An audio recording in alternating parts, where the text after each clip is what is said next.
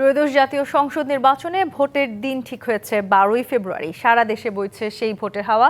এ নিয়ে কি ভাবছেন সাধারণ মানুষ থেকে শুরু করে আগামীর জনপ্রতিনিধিরা, সে কথা জানাতে ডিবিসি নিউজের ইলেকশন এক্সপ্রেস ছুটে যাচ্ছে সব সংসদীয় আসনে। এখন আছে সংসদীয় আসন 178, ঢাকা 5-এ।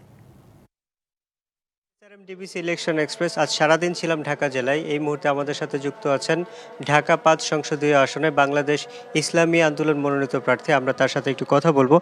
আপনি তো এই আসনে নির্বাচন করছেন, কেমন সাড়া পাচ্ছেন সাধারণ মানুষের এবং লেভেল প্লেইং ফিল্ড আছে কিনা? জি ধন্যবাদ। যেহেতু বিগত দিনে আমার স্রোতের বিপরীত থেকে জনগণ দুইবার আমাকে সিটি কর্পোরেশন নির্বাচনে নির্বাচিত করেছে, জনপ্রত্যাশার ভিত্তিতে আমার এই নির্বাচনে আসা। সেজন্য আলহামদুলিল্লাহ মানুষের ব্যাপক সাড়া আছে। আমরা বিভিন্ন শ্রেণী পেশার মানুষের কাছে যাচ্ছি এবং তাদের সমস্যাগুলো সংকটগুলো আমরা শুনছি, সে আলোকে আমরা মানুষকে প্রতিশ্রুতি দেওয়ার চেষ্টা করছি। এবং আমরা এই অঞ্চলে, যেহেতু আমি এই অঞ্চলের সন্তান, এই অঞ্চলে যে সমস্যা এবং সংকটগুলো জেনে আমরা মানুষকে ইস্তেহার দিচ্ছি। প্রচারণা চালানোর ক্ষেত্রে কোনো হুমকি বা ভয়ভীতি দেখানো হচ্ছে কিনা, এরকম কোনো অভিযোগ আছে কিনা? জি, এখনো পর্যন্ত আমাদেরকে ওইভাবে প্রত্যক্ষভাবে হুমকি দেওয়া না হলেও নির্বাচনের যে মাঠ, সেটা আমরা মনে করি যে এখানে প্রশাসনের নিষ্ক্রিয়তা আছে এবং নির্বাচন কমিশনের আমি মনে করি আর বলিষ্ঠ ভূমিকা পালন করা দরকার। লেভেল প্লেইং ফিল্ড যেটা আমরা এটা এখনও পর্যন্ত পাইনি। বড় দলগুলো এই ক্ষেত্রে বেশি সুবিধা পাচ্ছে। আমরা এই ক্ষেত্রে বলবো যে এই বিষয়টির প্রতি দৃষ্টি দেওয়ার জন্য। যদি নির্বাচিত হন তাহলে আপনার পরিকল্পনা কি?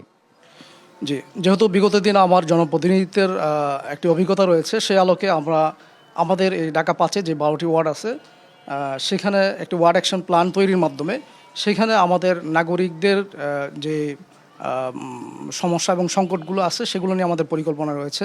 এর মধ্যে আমাদের ওয়ার্ডের নারীদেরকে নিয়ে আমাদের পরিকল্পনা রয়েছে। আমরা নারীদের কর্মসংস্থানগুলো আমরা নিরাপদ করতে চাই এবং তাদেরকে নিয়ে আমাদের বিভিন্ন কর্মসূচি নেওয়া আছে। আমরা বয়স্ক নাগরিকদেরকে নিয়ে আমাদের পরিকল্পনা নেওয়া আছে। আমরা আমাদের শিশুদেরকে নিয়ে আমাদের পরিকল্পনা আছে। এবং আমি আমার পরিকল্পনার মধ্যে আমরা এই ওয়ার্ডটাকে আমরা আমাদের যে বাজার ব্যবস্থা, আমাদের যে মার্কেট ব্যবস্থা, আমাদের যে শিক্ষা প্রতিষ্ঠানগুলো আছে সেগুলো নিয়ে আমাদের কাজ করার পরিকল্পনা রয়েছে।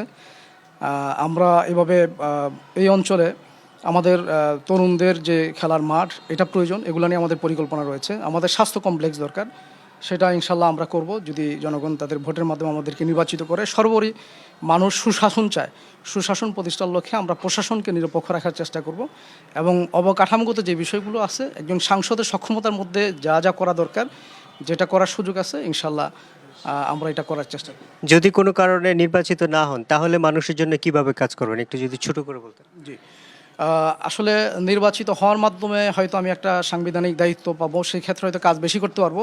কিন্তু যেহেতু আমরা গণমানুষের সাথে সম্পৃক্ত, আমরা নির্বাচিত হওয়া ছাড়াও আমরা আমাদের সমাজে যে কাজগুলো, মানুষকে নিয়ে যে কাজগুলো, সেই কাজগুলো আমাদের আছে, সেগুলো আমাদের থাকবে।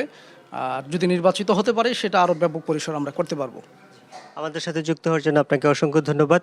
সিএসআরএম ডিবিসি ইলেকশন এক্সপ্রেস আজ সারাদিন ছিলাম এই জেলায় এবং আরও কিছুক্ষণ থাকবো। পরবর্তী সংবাদে আমরা নতুন কোনো প্রার্থী নিয়ে আপনাদের সামনে হাজির হব। ততক্ষণ আমাদের সাথেই থাকুন, ভালো থাকুন।